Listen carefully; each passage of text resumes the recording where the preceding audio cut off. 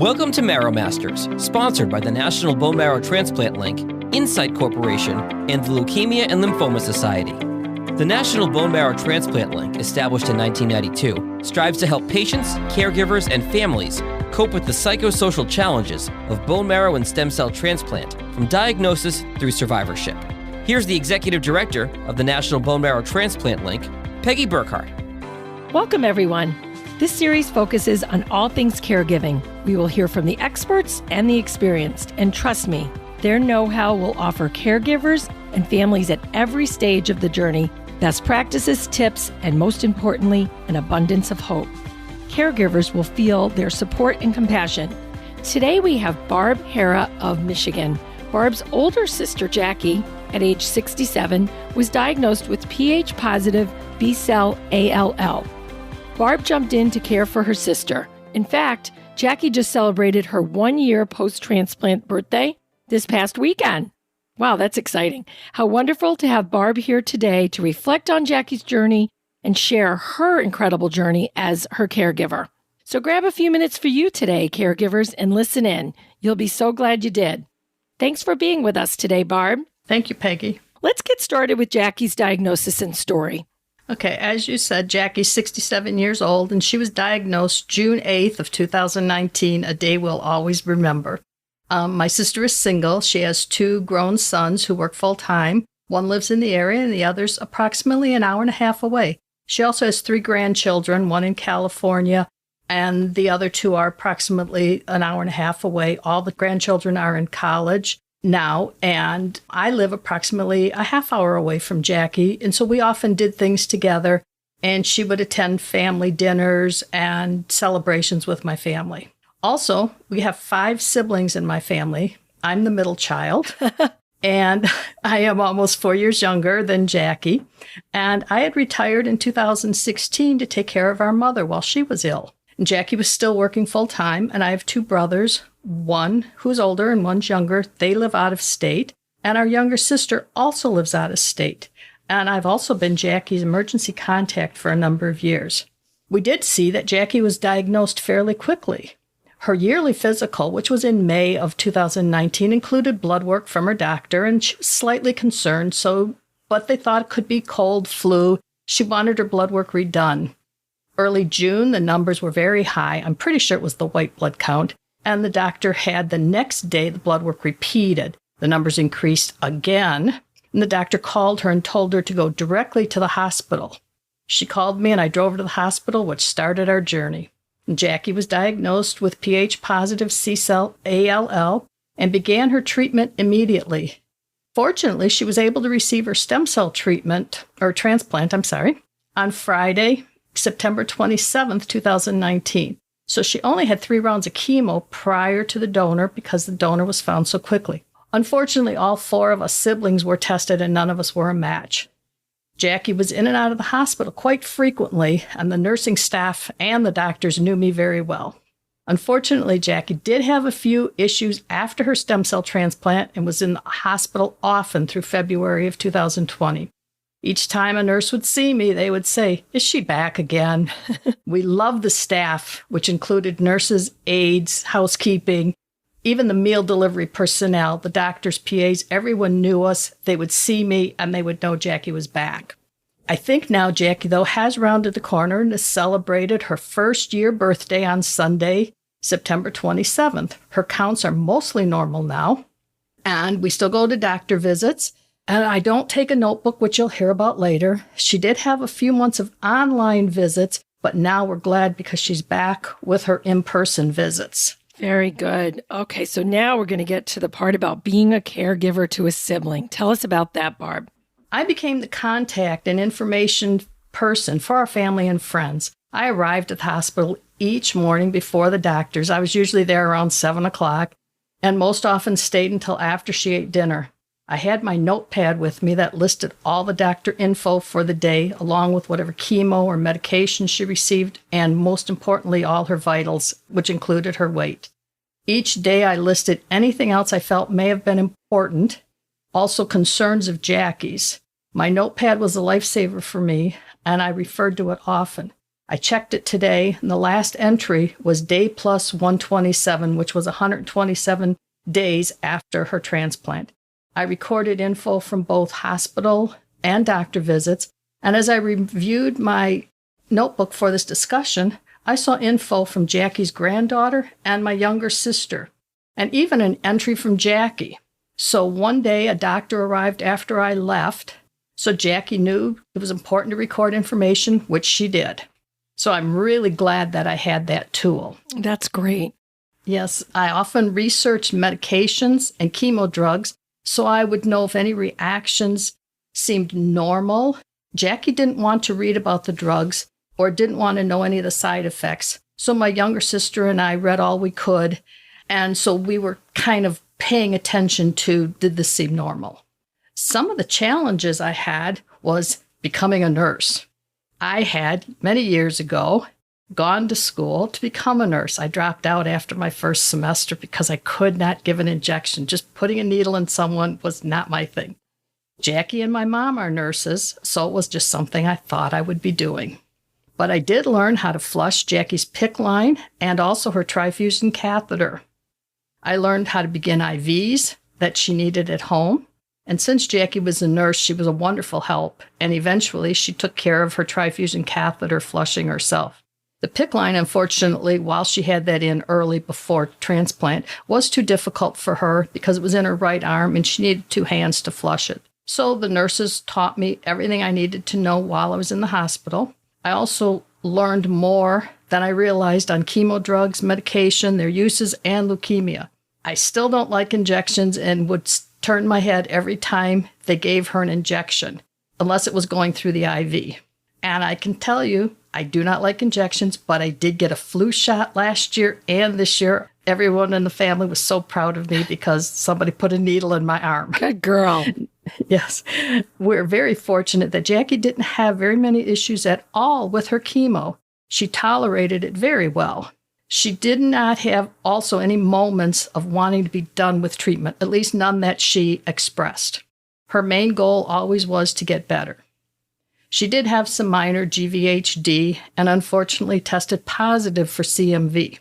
And CMV has been one of her biggest issues, and that put her back in the hospital a few times, the last one in February of 2020. And finally, her last test that we just got back this past weekend stated again she was non-detected. We're hoping that CMV levels remain not detected, and then she'll be good to go, hopefully no more CMV. Good. Her other issues had mostly been not eating, drinking, or moving enough. But now she's gotten her strength back, she walks regularly, and she's gained most of her weight back. And since I had seen Jackie on a daily basis, I would notice all the minor changes in her, such as swelling, when she got thrush, lack of eating, difficulty breathing. I was always an advocate when needed. And if I felt something was critical, I would make sure I mentioned it to the doctors. Very good, Barb. So I imagine with that big family of yours that you needed to figure out a way to keep everybody updated and communicated with. How did you handle that? At the beginning, I sent out daily text messages on the health updates while we were in the hospital, and I had different groups. I had one for just her children, my brothers and sisters, friends of hers, and coworkers, so that I would be able to create the text message with different detail in each one. Pretty much my siblings received the most information along with her children. And then family could always call me and we would talk. And our younger sister, Jeannie, would often FaceTime with me. That's good. That helps. All that communication definitely helps. So I got a feeling you've got some great tips for us, Barb. Yeah. Let us know. What did you learn along the way and what would you like to share today? One of the best things that I had done was kept that daily logbook. I listed every vital that I could remember and the medications. I wrote down the names of the doctors, the PAs who came in, because at the beginning she was seeing both hematology and the BMT team from June through August. And I also listed items that I thought I needed to do for her in this daily log. So that was one thing that I feel is critically important. Since her stem cell donor was found so quickly, We had to verify which path we were on, whether she was getting more chemo or were we preparing for the stem cell transplant. Sometimes we were getting alternative information. And the hematology would often list the chemo and appointments for a few months out, not realizing that the stem cell donor was found so quickly. So we had to be prepared to switch appointments when needed. One of the things we did notice, and I'm not sure if this is all hospitals, but any of her hospital records, like from a My Chart, were not available while she was in the hospital. So we would make sure we got her blood and test results on a daily basis, which I kept in the logbook, so that we could go back and review them if needed to see if numbers were going up or down. We also worked with the hospital social workers to utilize whatever organizations or drug programs were out there. And she received plenty of information from different organizations. We did have the clinical trial nurses came to see if we qualified, but unfortunately she was pH positive, and the trial that was currently going on was only for pH negative, so she was not able to participate in the trial, which she had wanted to do. We also found what tastes good one day or during one meal may not taste good another day or another meal. I would often bring tea or drinks for her or different food, and we'd bring a couple days supply. Well, after the first day, she didn't want it any longer. So we did end up redoing a lot of food.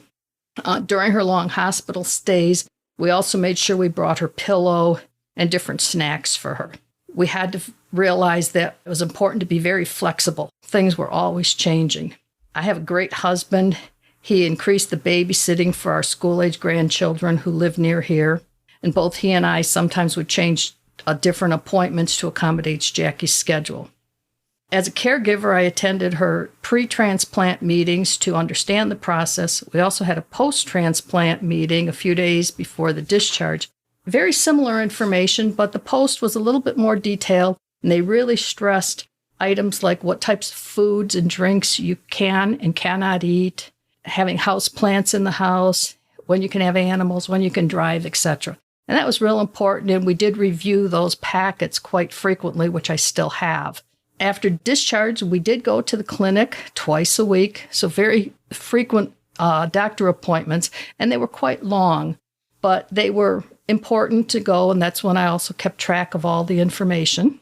And then eventually they went down to once a week, and now they are bi-weekly. So we're getting to the end, hopefully. You sure are. You put the time in.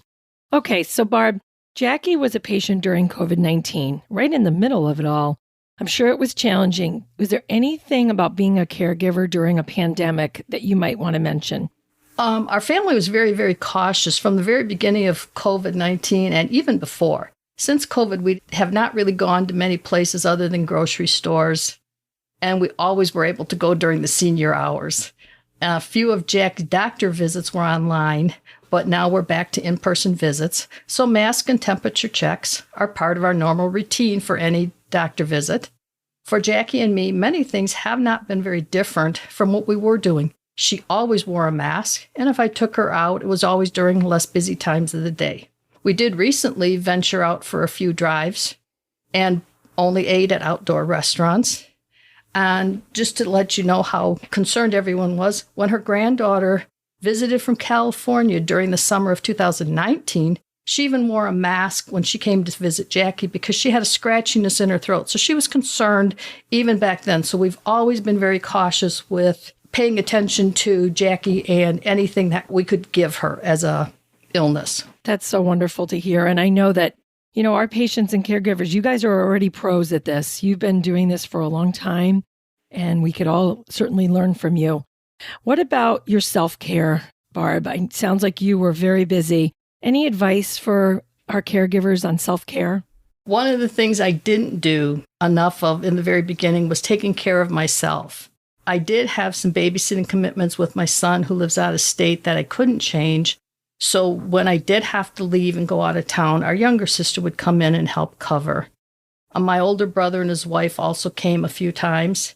And Jackie had some friends when she was not in hospital who would take her to appointments if I wasn't available. And Jackie's sons and granddaughter also came and helped out a few times. That's nice to hear. Yes, and I thought another thing that I did not do very well was, that old college saying, freshman 15. I didn't eat or exercise very well for the past 15 months, and now it shows. So I realized my health is important, and so now I'm starting to try to get back to where I was pre-illness with Jackie. That is such a great point, Barb, about just realizing now it's time for you again. You did such a wonderful thing for your sister, but you can't disregard how important your own health is. Okay, let's talk about post-transplant. How do you insert yourself into Jackie's life as a caregiver while she's home now? Well, because Jackie lived alone, I had to spend a lot of time with her each time she was discharged from the hospital. And there's concerns about falls since the patient is still fairly weak. And most of the time it was just a night or two, and I lived close enough that I could leave her for a short time during the day.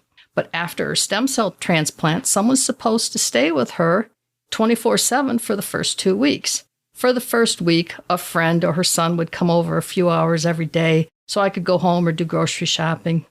And as I could see she was progressing, I could leave her for a little bit longer periods during the day, and we left her alone, probably more than we were supposed to, but we left her alone. And I know she did not need or want me around 24/7. She had lived by herself for so many years. But what I did find is when I stayed at her house or in the hospital, I wasn't just a person she needed to visit with. So she could go to sleep or just ignore me, and that was okay. And I didn't have a problem with it because then I could sleep or ignore her. But when a friend came to visit, she often felt that she had to stay awake and visit. So it wasn't that she didn't want friends coming so I could leave. They could come and visit, but she felt that she always had to stay awake for them, which was a little bit different. So we dropped the friends coming over so I could leave, and we kind of just left her alone after a short time. And then she was able to take care of herself and didn't feel that she had to always entertain people. That's a great point. And having that nursing background, I'm sure that didn't hurt either for her to be a little bit more aware, maybe when she was in the weeds or something. Okay, so we know that patients and families are inundated with sources of info through Google, etc. How did you guys navigate this? We found that if you do read information on specific types of cancer and treatments, to watch your source. There's many, many sources out there. So we really only tried to read articles from the Leukemia and Lymphoma Society, the American Red Cross, and other what we called org sites instead of just like a .com. And we felt we were getting more journeyed type information. Very true. So tell us about Life Today. What about the Game on Cancer 5K event? I want to hear about this. Yeah. Game on Cancer is a fundraising event through Henry Ford Hospital, and we were fortunate that Game on Cancer covered some of Jackie's oral medications. So to give back to and support Game on Cancer, I created a team last year for Henry Ford's Game on Cancer, and we participated in the 2019 Detroit Marathon, the 5K part. And it was a very nice event, and it brought the family together. Jackie, unfortunately, had just been released from the hospital from her stem cell, so she was not able to attend, but a friend stayed with her so that we could all go. My brother from Colorado came in with his wife. My sister and her husband down in Southern Virginia came up. My brother and his wife from Ohio were there, plus a few friends. So it was a nice event, and this showed Jackie. It was a wonderful way to show Jackie our love and support. Oh, it sure was. Good for you guys. So I know we talked about your other siblings. It sounds like it really was all hands on deck with you, of course, steering the ship. Anything else you want to add about having all these siblings and their role for Jackie? Yeah, the Game on Cancer event, I will say, just brought everybody back to Michigan, even though some of my brothers and sisters had come back off and on throughout the year before that. And Jackie and I are still the only ones living in Michigan. And our younger sister was my rock. We would talk almost on a daily basis, and she would listen if I was not feeling great because Jackie wasn't eating or drinking or walking or doing other things that I felt would help her recover quicker. She also drove up many times and helped out. My younger brother would check on me to make sure that I was taking care of myself since it was too far for him to come very often. But he did come home from Colorado and participated in the Game on Cancer event. And our older brother and his wife would come up and help when we needed.